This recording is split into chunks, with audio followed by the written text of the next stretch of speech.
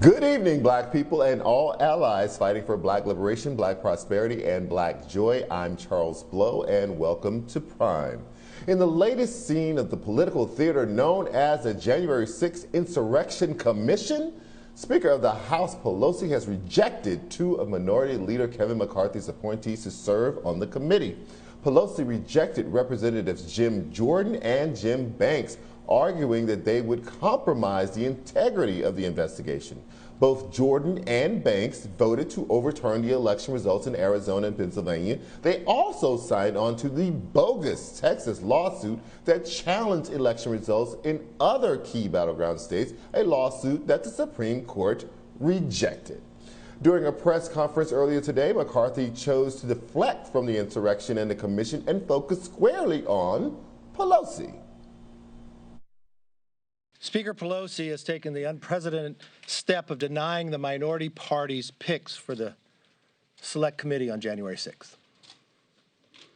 This represents something that has not happened in the House before for a Select Committee by the historian. It's an egregious abuse of power. Pelosi has broken this institution. During that same conference, Representative Jordan deflected from the fundamental cause of the insurrection. Then he shifted the blame to the lack of security at the Capitol and again, Speaker Pelosi. I don't think they're going to address the fundamental question. The fundamental question of why wasn't there a proper security presence at the Capitol that day? They're not going to address that. And only one person can answer that question. Only one.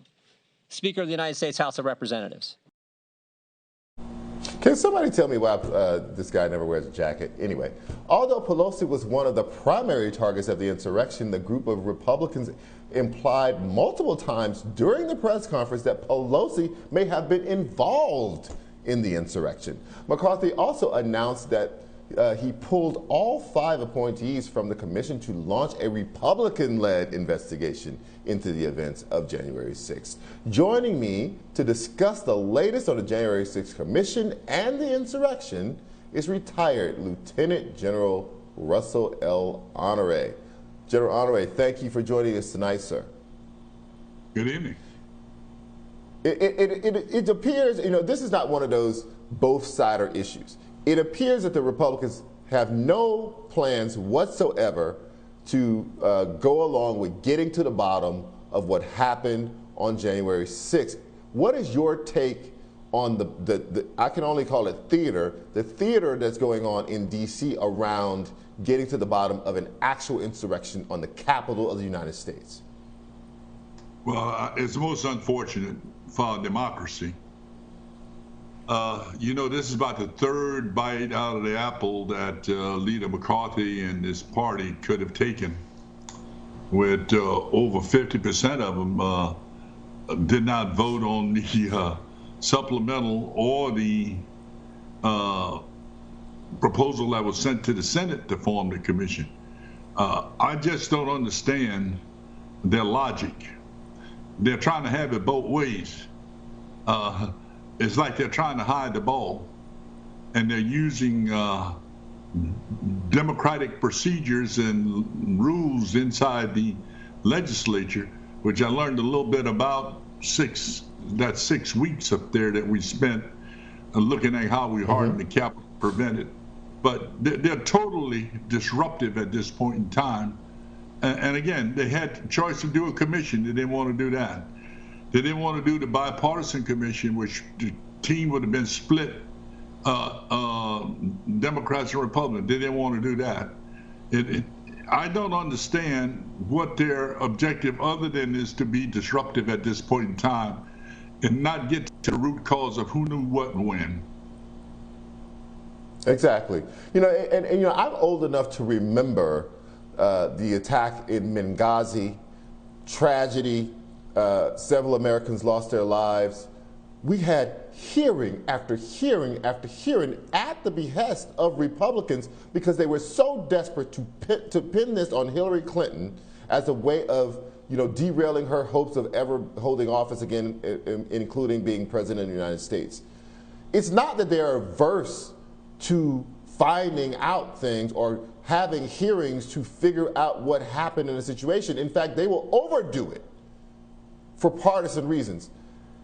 I'm always shocked in this story by the fact that if these had been people from the Middle East, as they were in Benghazi, who attacked an American interest, we would never see the end of it.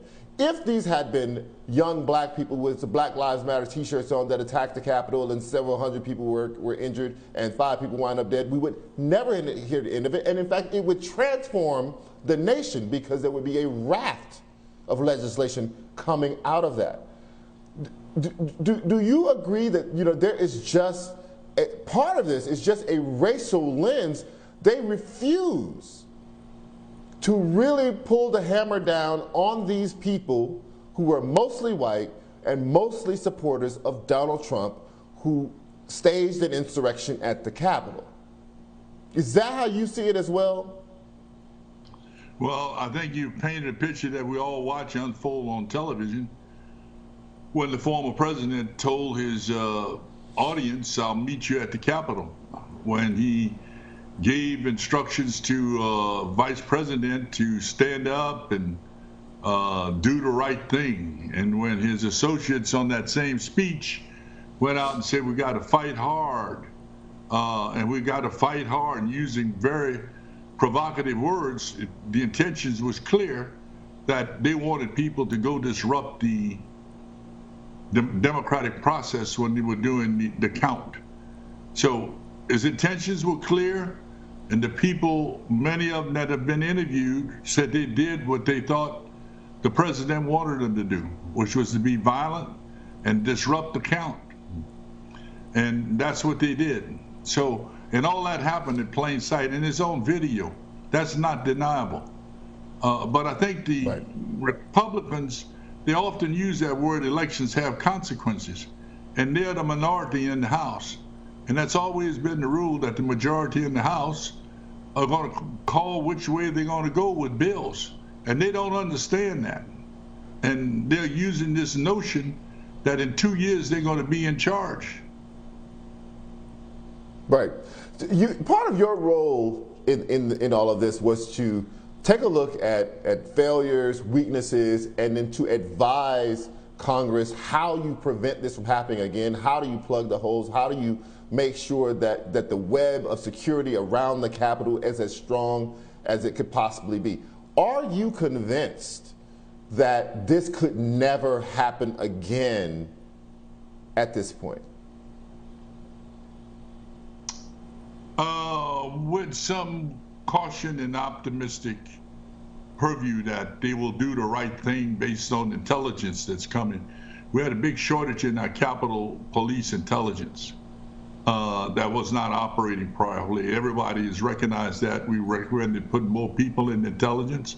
We recommend that the FBI not be a casual observer and say, well, we sent an email. That was very lame on the part of the FBI. And it's very lame that the National Guard wasn't there on time. So I say this, if it does happen again, I'd be very surprised. I think the Metropolitan Police, who saved the day, are going to be even more responsive the next time around. But shame on us if it happened again. We've got a new Sergeant at Arms in the House and a new Sergeant at Arms in the Senate, and I think we'll see a different response the next time. Do you need a real result from an investigation that gets to the bottom of how this happened? Not just on the operational side, which you were just describing, of how officers and staff responded, but on the motivational side, on the citizen side, do you need to know that definitively for your work to be complete to make sure that this will never happen again? Charles, I think what we need is that point we discussed and agreed on earlier, which was not a part of my investigation or our investigation, because I had 16 people working with me. We need to know who knew what and when, because there's many indications from the information that had been done by other committees, to include the House and the Senate committees, that there was a failure in decisions that was made by the police board. there was a failure to respond by the police board from the request from the police chief. At the same time, there were adequate indications and warning when they found the bombs earlier that morning that something was going to happen. So you find bombs, you got 30,000 people across the malls.